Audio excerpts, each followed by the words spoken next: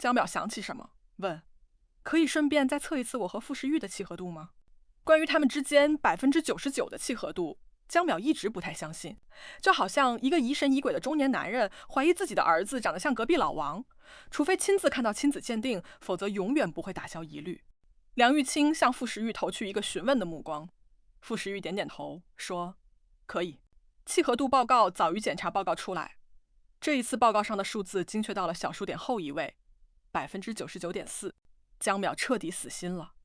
回到梁玉清的诊室，江淼坐在沙发上，捏着报告单自言自语：怎么会呢？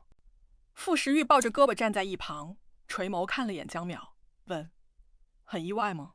江淼没有回答，只是更加苦恼地皱起眉头。傅时玉淡淡说：已经结婚了，如果这时候测出契合度很低，反而会更麻烦吧。江淼说话不过脑子，脱口而出：结婚也可以离婚。傅时玉的眉头微微一皱。几乎同时，梁玉清拿着检查报告推门进来，打断了这个话题。傅时玉抬眼看见梁玉清，问：怎么样？江淼也被梁玉清吸引过目光，暂时放下手里的匹配度报告。梁玉清的表情还算轻松，拖了把椅子过来，坐在二人对面，说：还好，不是大问题。几分钟后，医生嘴里的某些术语江淼不是很明白，唯一听懂的是一句比喻。你们生物课上都学过乙烯吧？香蕉和苹果放在一起熟得快，是因为苹果释放出的乙烯能够促进香蕉成熟。如果小江是一个香蕉，傅时玉你就是苹果。只要你每天适量释放出一些乙烯，也就是你的信息素，久而久之，小江的腺体就会慢慢成熟起来。当然，这和催熟香蕉还不太一样。alpha 和 omega 的信息素会互相影响，尤其 alpha 过量释放信息素会压迫 omega 的精神和生理。所以这件事不能操之过急，只能慢慢来。我建议你们每天单独相处一会儿，适应和习惯对方的信息素。不仅小江要习惯傅时玉的，傅时玉你也要习惯小江的。否则等他腺体成熟起来的特殊时期，突然释放大量信息素的话，你很容易失控伤到他。傅时玉听梁玉清说完，问：适量信息素是多少？我要怎样判断适量还是过量？梁玉清面露难色，说：这个信息素这种东西，我很难给你量化说多少，只能你自己观察。总之，你先释放一点试试。如果小江接受良好，说明可以再加一点；相反，他要是觉得不舒服，说明你该停下了。傅时玉点点头，表示明白，又问：还有你说的单独相处，一天要多久？当然是越久越好了。江淼旁听两个人对话，感觉傅时玉不是在问自己的信息素，而是在谈论一场严肃的香蕉养成计划。从香蕉栽培开始，怎样施肥，怎样浇水，光照多久，温度多少，都要严格把控。如果傅时玉去搞种植，凭他这样严谨认真的态度，应该也是一把好手。不过两个人好像都忘了问香蕉本人的意见。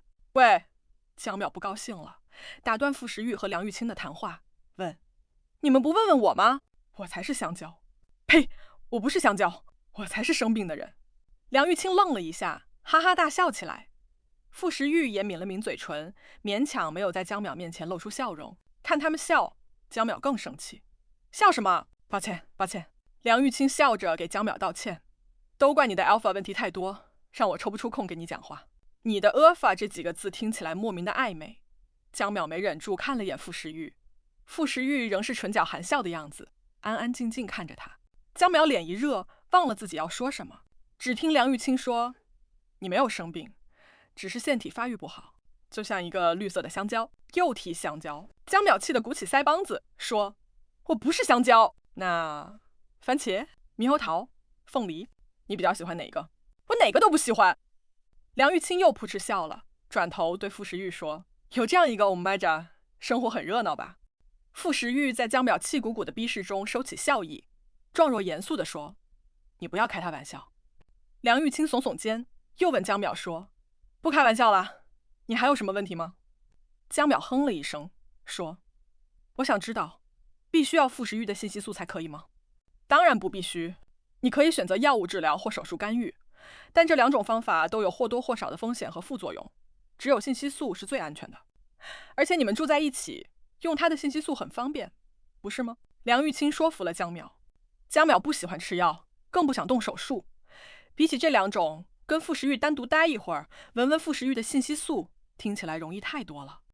不过傅时玉信息素的味道，闻它的信息素和吃药也没什么差别吧？你呢，傅总？梁玉清笑眯眯转向傅时玉，问：“还有别的问题吗？”傅时玉想了想，回答：“暂时没有，有的话我会找你。”没问题。晚上还有个饭局，今天就先走了。傅时玉对梁玉清说。说完站起身，低头向江淼伸出手：“走吧。”江淼愣了一下，把手放在傅时玉手里。傅时玉牵着他与梁玉清道别：“再见。”梁玉清看看江淼，又看看傅时玉，心满意足地对二人挥挥手：“慢走。”第17章，见家长你都不紧张。傅时玉不说，江淼都快忘了今天要见家长。两边的父母都是傅时玉通知的。江淼不用想也知道，爸妈得知他和傅时玉领证会有多开心。他打心底不想让他们在这件事上如愿，可他也只能嘴上硬气，最后还是莫名其妙和傅时玉领了证。离开医院，傅时玉松开江淼的手，江淼低头看了眼，问：“刚才干嘛突然牵我手？”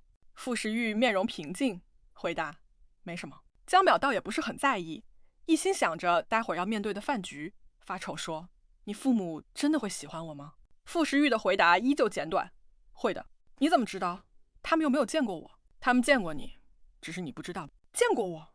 江淼生出好奇，问：“什么时候？”傅时玉说：“见过2次，一次是今年夏天一个晚辈的婚宴上，另一次是2年前，他们参加我外甥的高中毕业典礼，在学校里见过你。你和我外甥是同届。”江淼奇怪于傅时玉的父母竟然认识他，2年前见的一面，2年后还记得。傅时玉看出他的疑惑，主动解释说：“要说原因，你长得太讨长辈喜欢了。今年夏天见过一次之后，他们在家总谈起你，思来想去，决定找人测一测你和我的契合度。后来的事你也知道了。”竟然……江淼愣住。无论如何，他也没有想到，竟然是傅时玉的父母最先提出这桩婚事的。可是他到傅时玉家这么久，都没有见过他们一面。傅时玉好像有读心术一样，说：“他们担心你有压力，所以叮嘱过我见家长不急。”江淼有点羡慕傅时玉的父母这么通情达理，感慨说：“你爸妈真好，他们只是担心我结不了婚。你也知道，我年纪不小了。”我才不信，你30多岁而已，根本没必要担心。你之前不是这么说的。一码归一码，你跟我比是有点老，但你其实不老。江淼没有注意到傅时玉的表情变化，继续说：“没想到你还挺听话的。我以为你们这种豪门大少都爱跟父母对着干，父母安排的婚姻宁死不从，死活都要和身世凄惨的贫穷灰姑娘私奔。”傅时玉的脸色更加复杂，问：“你从哪儿听说的？小说和电视剧都这么演，你也知道那是小说和电视剧。换作是你愿意放弃现在的生活，跟一贫如洗的穷小子私奔吗？”江淼认真想了想，回答：“他喜欢我，我也喜欢他的话，也不是不可以。”傅时玉看了看江淼，哑口无言。江淼以为傅时玉担心自己婚后遇到穷小的真爱，向傅时玉保证说：“你放心，基本道德底线我还是有的，我绝不会抛弃你和穷小子私奔。”傅时玉张了张口，挤出3个字：“多谢你。况且我也不会遇到穷小子真爱。”江淼想到什么，语气低落下去：“我根本就没有桃花，别的我妹都有恋爱谈，只有我没有。从小到大，我连一封情书都没有收到过。为什么？你并不差。”“我当然知道我不差，可就是没人喜欢我。”傅时玉不说话了。江淼闷闷不乐了一会儿，想起自己现在是要和新婚伴侣一起去见家长，不该聊这种话题。抱歉。傅时玉说：“没关系。”说着话，汽车缓缓驶入一座半山庄园。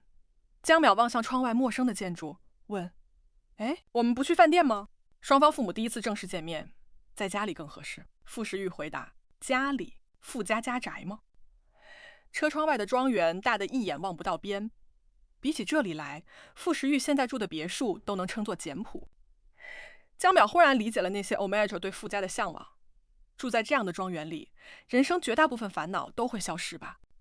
而一旁的傅时玉一副平静而兴致缺缺的模样，仿佛这样的财富不能触动他任何。江淼收回目光，说：“我忽然想到一个问题。”傅时玉转头看他，问：“什么？你要怎么称呼我爸妈？”傅时玉原本捏着一串18子把玩的手微微一滞。在他们结婚之前，傅时玉和江淼的父母有生意上的往来。所以哪怕傅时玉年轻很多，和江淼的父母还是以平辈相称。现在情况变了，傅时玉总不能再叫江庭松江总、江先生。在傅时玉回答之前，江淼一拍脑袋做出决定，就叫叔叔阿姨吧，反正你和他们也不会经常见面。傅时玉沉默了一下，说：好，还有一件事，今天医生说的那些话，可不可以不要告诉我爸妈？可以。你不问为什么吗？我知道，你不希望在他们知道太多我们两个之间的事。江淼犹豫了一下，又问：你不觉得我幼稚？傅时玉摇头，回答：站在你的立场，我能理解。江淼满意了，哼哼说：算你识相。我告诉你，现在我们两个才是一条船上的人，你要跟我一致对外，知道吗？傅时玉那张波澜不惊的脸上终于露出一个浅淡的微笑，说：知道了。汽车缓缓停在一栋别墅门前，司机下车开门，管家走上前对傅时玉笑道：少爷回来了，先生和太太在里面等您，江先生和江太太也已经到了。那位老管家看起来上了年纪，头发灰白，穿一身得体的西装。看见傅时玉身后的江淼，他眼睛一亮，问：这位是小江先生吧？初次见面，您好。江淼点点头：您好，请随我来，先生和太太等候您多时了。江淼没来由有点紧张，走在后面悄悄拉住傅时玉的袖子一角。傅时玉察觉他的小动作，回手握住他的手。江淼压低声音问：你不紧张吗？傅时玉低头看他，说：不紧张。见家长你都不紧张？傅时玉没有回答这个问题，而是垂下眼帘，目光落在江淼牵他的那只手。你掌心出汗了，我知道。两个人在后面窃窃私语，不知不觉走到餐厅。管家停下脚步，弯腰做出一个请的手势，说：请进。屏风后面传来几位家长相谈甚欢的声音。在进门之前，江淼把自己的手从傅时玉手里抽出来，昂首挺胸，深呼吸一口气，像要上战场一样，闭了闭眼睛，说：两个人绕过屏风走进餐厅。傅时玉的母亲最先看到他们，几乎是立刻起身迎过来，笑问：你们回来啦？医生怎么说？淼淼没事吧？傅时玉答：没什么事，只让他多休息，可能是最近睡不好，太累了。怎么会睡不好呢？傅时玉的母亲转头牵起江淼的手，面露忧色：是不是在傅时玉那儿住得不习惯？江淼记得傅时玉说过他的姐姐40多岁，那么他的母亲至少也该60多岁了。可眼前这位欧麦的夫人看起来和自己的妈妈差不多年纪，完全不像60多岁的人。见江淼发愣，欧麦克夫人连忙说：差点忘了自我介绍，我姓岑，是傅时玉的妈妈，这位是傅时玉的爸爸。他说话时坐在餐桌主位，看样子像是傅时玉父亲的 Alpha 也起身离席来迎接江淼。江淼乖乖向二老问好，说：阿姨好，叔叔好。小可怜，上次见面脸还圆圆的，怎么瘦了这么多？岑夫人捧着江淼的脸，转头向傅时玉兴师问罪：你怎么照顾人的？都把人照顾到医院去了。傅时玉抿了抿嘴唇，不打算为自己辩解。江淼说：我没事，阿姨，其实根本不用去医院，是傅时玉他不放心，才一定要我去的。没注意什么时候秦薇和江庭松也走上前。傅时玉向他们问好。秦薇问：淼淼怎么了？怎么去医院没告诉爸爸妈妈？江淼小声嗫嚅：我觉得没什么事，所以没告诉你们。这孩子。岑夫人护着江淼说：光顾着说话了，淼淼快来坐，坐这么久车一定累了吧？江淼被傅时玉的母亲拉到自己身旁坐下，不知道为什么，这位 Omega 夫人身上却有种莫名的亲切，让江淼紧张不起来。包括那位看起来比傅时玉还要严肃的 Alpha 先生也是，仅仅只是看起来严肃，江淼能够感受到他目光里的温和善意。这个饭局的气氛比自己想象中轻松。傅时玉路上说的不必紧张，原来是字面意义上的不必紧张。江淼暗暗松了口气，对在他身旁坐下的傅时玉挤挤眼睛，示意我很好。餐桌另一边的秦薇问：你们两个真的不打算办婚礼了吗？第一次结婚不办婚礼是不是有点……关于婚礼，作为长辈自然希望越隆重越风光越好，于是岑夫人也没有接话帮傅时玉和江淼辩解。江淼在餐桌下面揪揪傅时玉的衣角，暗示他快点替自己应付爸妈。傅时玉不负厚望，面不改色的开口说：我们两个结婚结得仓促，有很多事情都还没有准备好，所以不想这样匆匆忙忙的办婚礼。何况我今年工作忙，苗苗也还在上学，婚礼确实抽不出空。秦薇露出失望的表情，说：“这样啊，您放心，婚礼只是形式，其他该有的一样也不会少。”第18章，从头到尾都是一场交易。一顿饭吃得还算顺利，饭后秦薇说要单独和江淼说会儿话，两个人到一间小会客厅，秦薇拉着江淼坐下，用埋怨的口吻问：“你们领证之前怎么也不说一声？”江淼不懂秦薇的意思，反问：“说什么？”秦薇恨铁不成钢，说：“你说一声，我好帮你请律师啊。你们签婚前协议了吗？”江淼点点头，签了。协议里关于婚前和婚后财产的部分，你仔细看过没？大致看过。你，秦薇看样子气得不轻，咬牙切齿地说：“你这孩子，我说你什么好？你糊里糊涂就领了证，万一傅时玉有心保护自己的财产，到时候你一点好处都捞不着。”江淼终于听懂秦薇的意思，不由得也生起气来，说：“我干嘛要捞他的好处？他自己的钱是他自己的，跟我有什么关系？”“当然有关系，你们结婚了，那又怎么样？我已经听你们的话跟他结婚了，难道现在还要帮你们当小偷去偷他的钱吗？你这孩子说话怎么这么难听？我只教你保护自己，不要吃亏，什么时候教过你偷钱？我什么都没有，我能吃什么亏？谁说你什么都没有？你是 Omega， 你们结了婚，傅时玉不标记你吗？他是 Alpha， 他可以标记很多 Omega， 但你只能被他一个人标记。如果以后你们分开，洗标记对你来说和丢半条命没什么区别。我教你在婚姻里保护自己，为自己争取应得的权益，有什么问题吗？”可是江淼哑口无言，直愣愣看着秦薇。医生说他现在不适合被标记，他自己也确实没有考虑过标记的问题。秦薇长叹一口气，疲倦地摆摆手：“算了，证都领了，现在跟你说这些也没用。”沉默了一会儿，江淼冷不丁开口：“不是的。”“什么？不是你说的那样。如果有一天他标记我，一定是我心甘情愿的。心甘情愿的事情不应该算计吃不吃亏。你都20岁了，怎么还这么幼稚？你以为婚姻是童话故事吗？不，婚姻是交易。才不是交易，只有你们觉得是交易。”秦薇冷哼了声，说：“无论你怎么想，你和傅时玉的婚姻从头到尾都是一场交易。”咚咚，突然的敲门声打断二人谈话。傅时玉推门进来，面色平淡地问，仿佛没有察觉江淼和秦薇之间剑拔弩张的气氛：“淼淼，吃点心吗？”淼淼明知傅时玉是在秦薇面前才叫自己小名，江淼还是愣了一下，勉强收起情绪，回答：“好。”他不想再和秦薇争吵，说完便朝傅时玉走去，不再看身后的人。傅时玉领着江淼下楼，没有带他去吃点心，而是穿过一条长廊，把他带到一个没有人的小花园。江淼情绪低落，心不在焉地问：“不是吃点心吗？干嘛带我来这里？”傅时玉问：“又闹别扭了吗？”江淼沉默，点了点头。“这次是为什么？因为婚礼吗？”“不是。”安静了一会儿，江淼抬起头，眼睛红红地看着傅时玉，问：“我们结婚，我爸妈从你这里得到多少好处？除了他们的公司？”傅时玉张了张口，想回答又停滞。江淼从傅时玉的反应中得到答案，又想起秦薇说婚姻是交易，不由得鼻子一酸。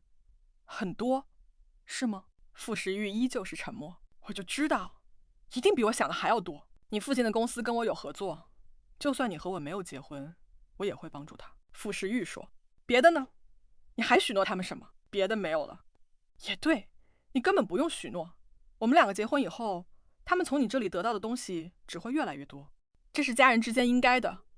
其他人的婚姻关系里也会有两个家庭之间的互帮互助，你不用找借口。事实真相是什么，我很清楚。事实真相是，至少在傅家，没有任何人把你当作交易得来的物品。我父母都很喜欢你。”这句话倒是没错，江淼感觉得到傅时玉的父母对他的喜欢不是装的，这让他短暂地得到了一点安慰。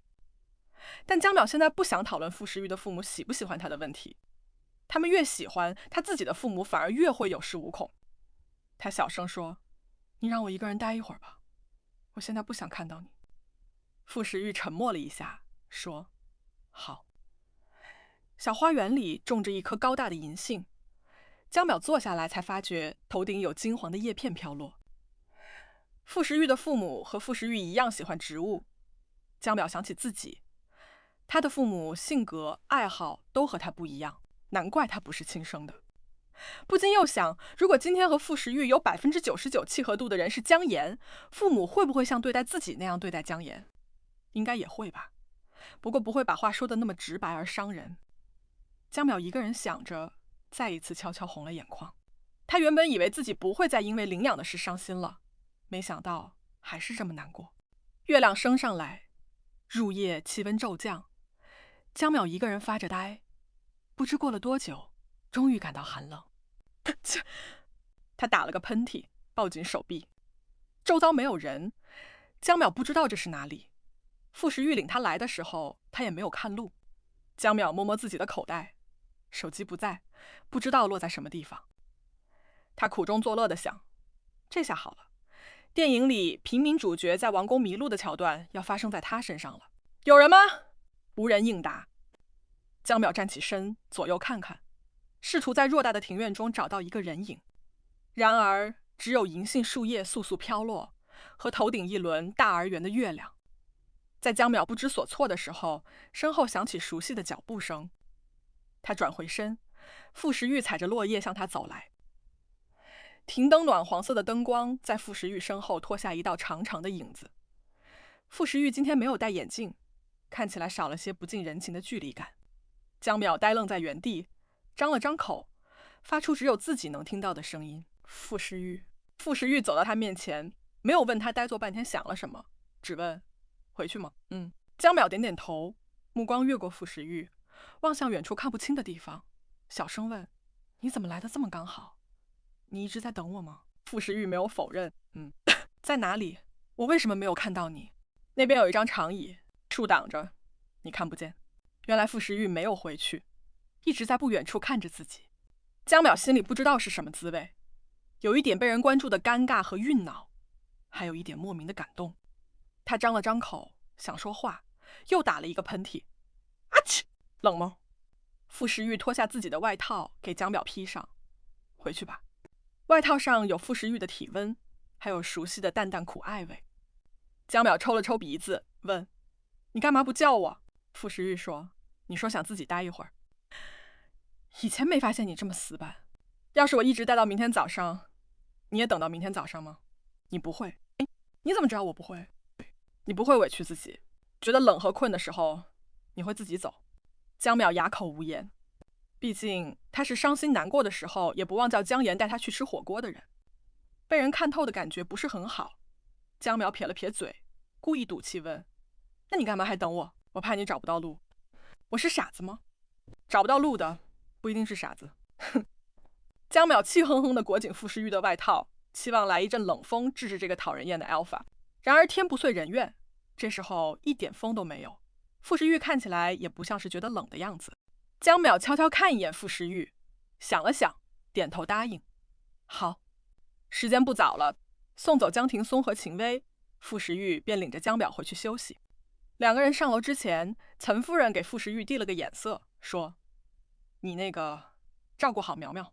傅时玉微蹙了下眉头，眼神询问自己的母亲是不是有别的话想说。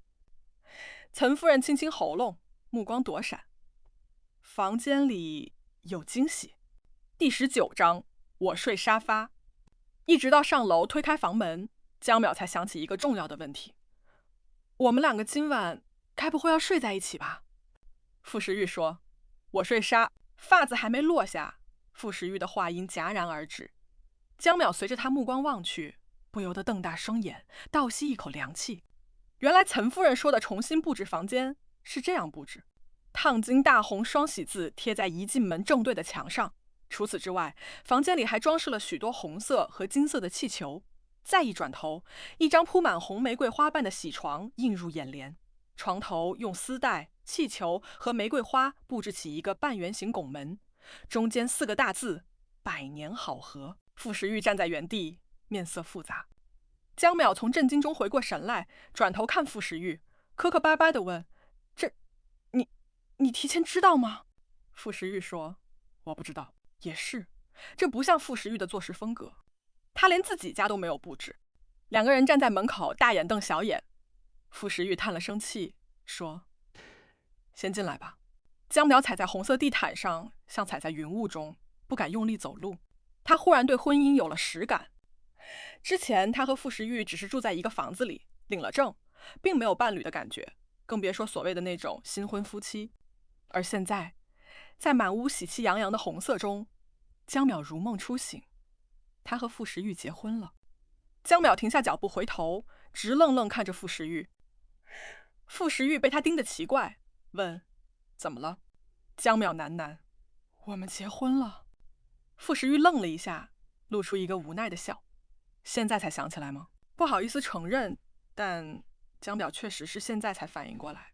他小声说：“可是我们两个一点也不像结了婚的样子。”哪里不像？太行，哪里都不像。江淼觉得自己更像傅时玉家蹭吃蹭喝的租客，不用付租金的那种。他走到床边，弯腰抓起一把玫瑰花瓣，像第一次见到玫瑰花一样感到新鲜，说：“是真的玫瑰花哎，不知道是什么品种的玫瑰，花瓣厚实而鲜嫩，香气很淡，不会让对气味敏感的 Alpha 和 Oma 感到不适。”江淼扑通一下扑进床里，手臂和双腿张成一个大字，上下扇动着手臂说：“啊，好软的床，好多花。”花瓣因为他的动作散落一地，还有一些飞起来又落下，像飞扬的蝴蝶。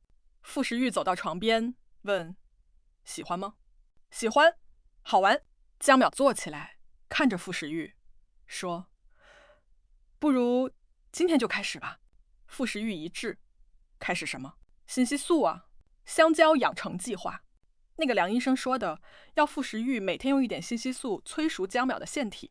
眼下的气氛正合适，两个人独处一室，安静无人打扰。江淼已然忘记不久前跟父母的那些不愉快，被一屋子的花香和喜气包围，他的心情也好了起来。他往旁边挪一挪，拍拍自己身旁的位置，说：“你坐。”傅时玉：“我觉得你先坐嘛。”江淼拉了傅时玉的手，拽着他坐下。高大的 Alpha 趔趄了一下，通的一声坐下来，像从天而降一样，差点砸到江淼。江淼发出一声短促的啊呀，傅时玉手臂撑在身后，勉强没有压到他。两个人的距离一下子近了许多。江淼眨眨眼睛，面对近在咫尺的 Alpha， 一时忘了说话。傅时玉坐稳回去，习惯性低头推眼镜，然而今天没戴眼镜，手指在半空尴尬地停住。还好江淼在慌乱中没有注意到傅时玉的小动作。“那个你……”傅时玉说：“抱歉。”“没事。”江淼坐起来，清清喉咙，说：“你别紧张。”傅时玉沉默了一下，说：“我不紧张。”“哦，是我紧张，对不起。”二人之间陷入一阵尴尬的沉默。江淼有些局促地攥着手指，忽然想到什么，说：“我喷了阻隔剂，是不是应该要洗掉？要么我先去洗澡吧。”傅时玉点头说：“好。”江淼如蒙大赦，逃似的起身跑进浴室。他也不知道自己在紧张什么。两个人那样挨着坐在喜床上，让他想起电视剧里新郎给新娘掀红盖头的画面。这个年代当然不流行盖红盖头了，但江淼就是觉得有一个高亢的声音在他耳边拖着长音喊说：“新郎新娘送入洞房。”江淼甩甩头，把那些乱七八糟的声音和画面甩出脑袋。他三下五除二脱了衣服，把花洒拧到最大，站在莲蓬头下面，忽然想起来他忘了拿睡衣进来，算了，先洗吧。江淼心里装着事儿，草草洗完，开始盘算怎样礼貌而自然地拜托傅时玉帮他把睡衣拿过来。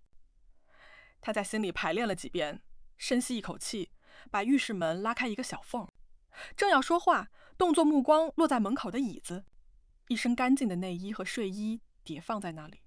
江淼探出头去左右看看，这个角度看不到床，也看不到傅时玉。他伸出一条胳膊把衣服抓起来，做贼一样轻手轻脚地把门关上。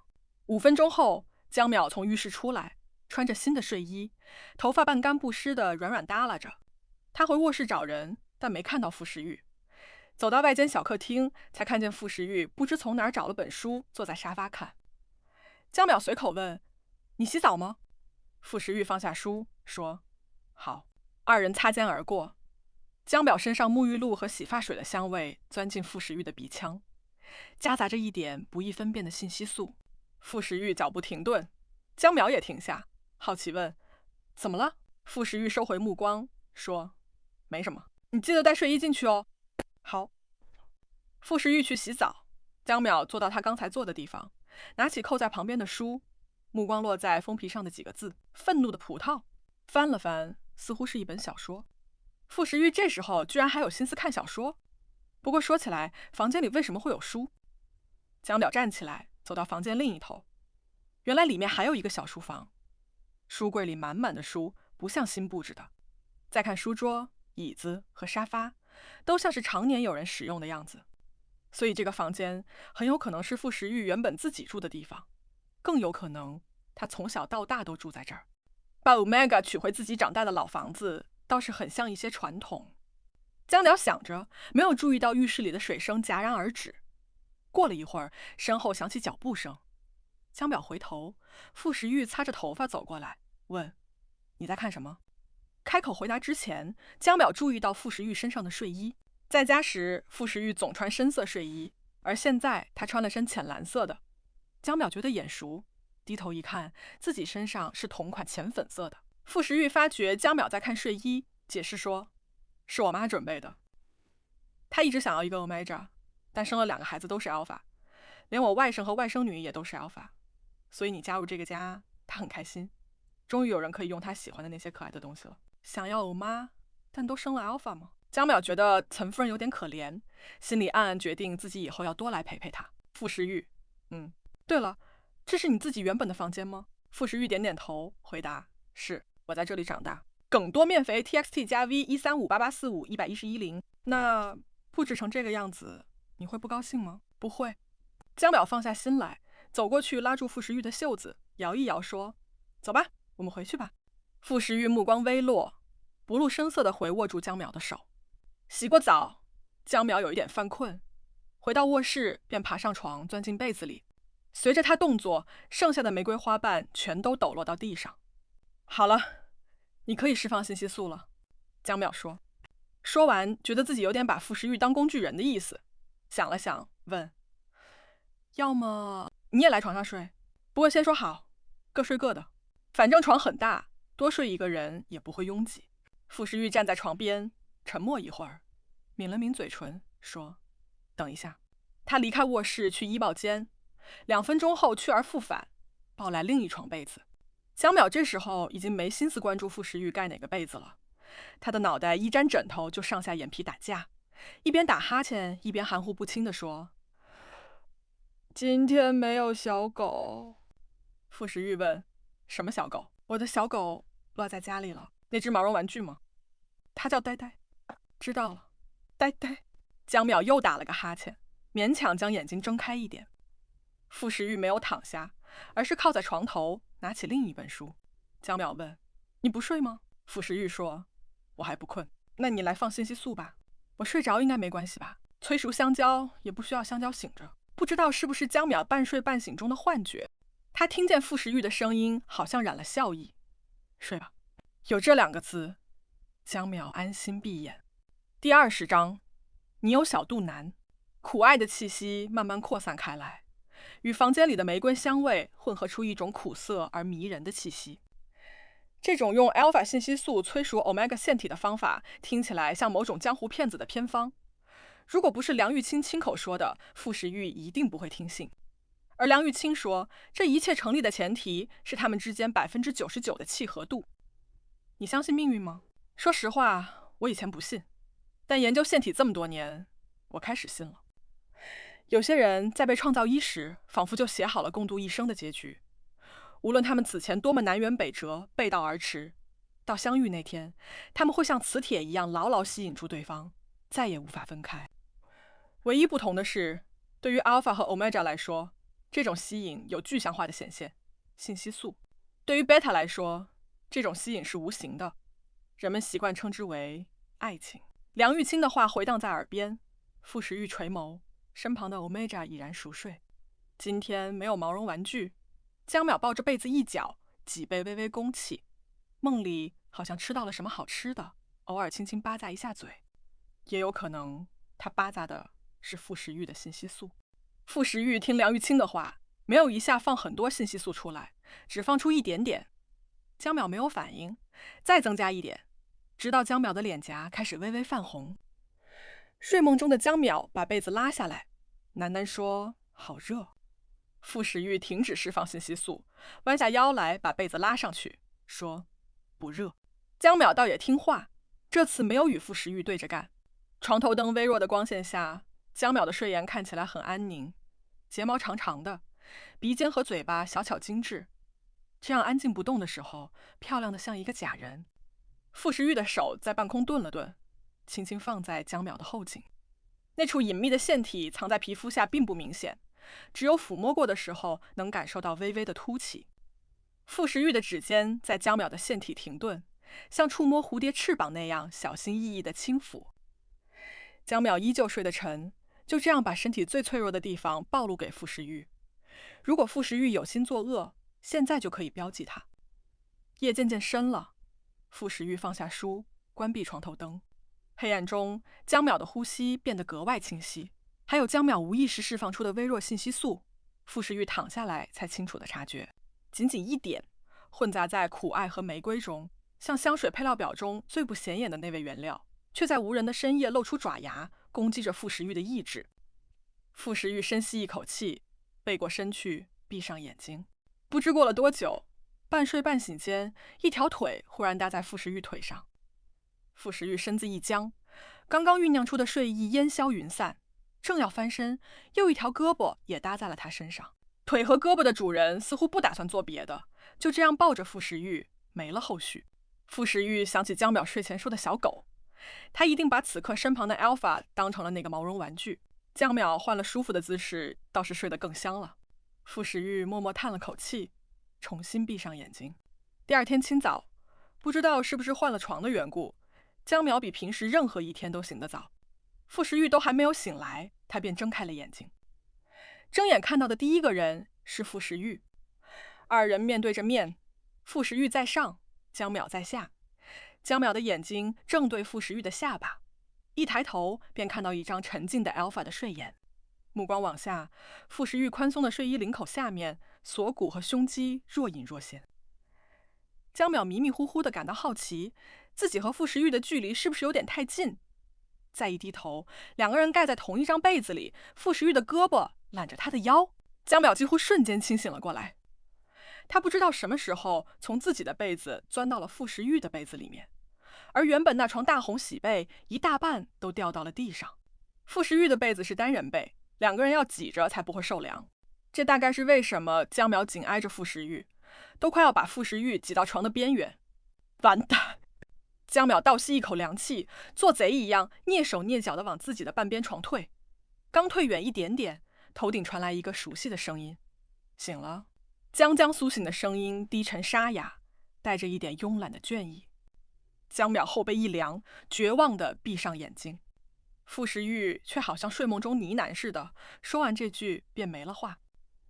江淼等了一会儿，小心翼翼掀开眼帘，抬起头，正对上傅时玉的眼睛。傅时玉依旧是刚睡醒、慵懒倦怠的样子，问：“怎么这么早？没睡好吗？”江淼机械地摇摇头：“不是。”傅时玉垂眸，终于看见身处一床被子里的两个人。他目光一顿，视线慢慢回到江淼脸上。江淼磕磕巴巴地解释：“我也不知道为什么会这样。我醒来就在你被子里，但我什么都没有做，我发誓。”说着竖起3根指头，还没举起来，便被傅时玉握着按了下去。“我知道你什么都没做。”江淼大概是急糊涂了，忘了自己是 Omega， 没法对 Alpha 做什么。他现在进退两难，傅时玉的手还放在他腰上，似乎没有拿开的意思。“那个，你要起床，还是再睡一会儿？”“再睡一会儿。”傅时玉回答完，闭上眼睛。江淼不会知道自己昨晚干了什么好事。傅时玉完成香蕉养成计划已经很晚了，他还打扰傅时玉睡觉。窗外的天蒙蒙亮，一缕晨光从窗帘缝隙钻进来，变成地毯上一条模糊的光斑。江淼睡不着，一会儿看窗帘，一会儿看傅时玉，一会儿看头顶的吊灯，一会儿又看傅时玉。傅时玉从里到外都是一个很优秀的 alpha。江淼以前不熟的时候就觉得这个叔叔长得真的很帅，比他们学校里最张扬的那几个 alpha 都帅。可惜叔叔2个字太禁欲，江淼那时候完全没有想过和傅时玉发展别的关系。傅时玉睡着了，睡意传染给江淼，江淼也开始犯困。他轻轻用手指戳了一下傅时玉的脸，傅时玉没反应。他觉得无聊，闭上眼睛。过了一会儿，一头栽进傅时玉怀里。再次醒来，窗外天光大亮。江淼没在傅时玉怀里，而是躺成一个大字，一条腿伸到被子外面。傅时玉侧卧着，仍旧用胳膊搭着他的腰。难得的休息日，傅时玉整个人懒洋洋的，不紧不慢翻身看了眼时间，问江淼：“睡饱了吗？”“睡饱了，睡饱了。”江淼回答。回答完，小声嘟囔：“你平时起那么早，我以为你不会睡懒觉呢。”“我也是人。”傅时玉淡淡说。江淼睡得很饱，坐起来舒舒服服的伸懒腰，一抬胳膊露出半个肚皮。傅时玉正好在看他，江淼连忙把肚子捂上，问：“看什么？”傅时玉收回目光，说：“你有小肚腩。”“你胡说！”江淼脱口而出，说完又有点不自信，悄悄将睡衣掀开，捏捏自己的肚皮。他的肉是有点软软的，弯下腰来能挤出一点赘肉，但离小肚腩还差得远。“你胡说！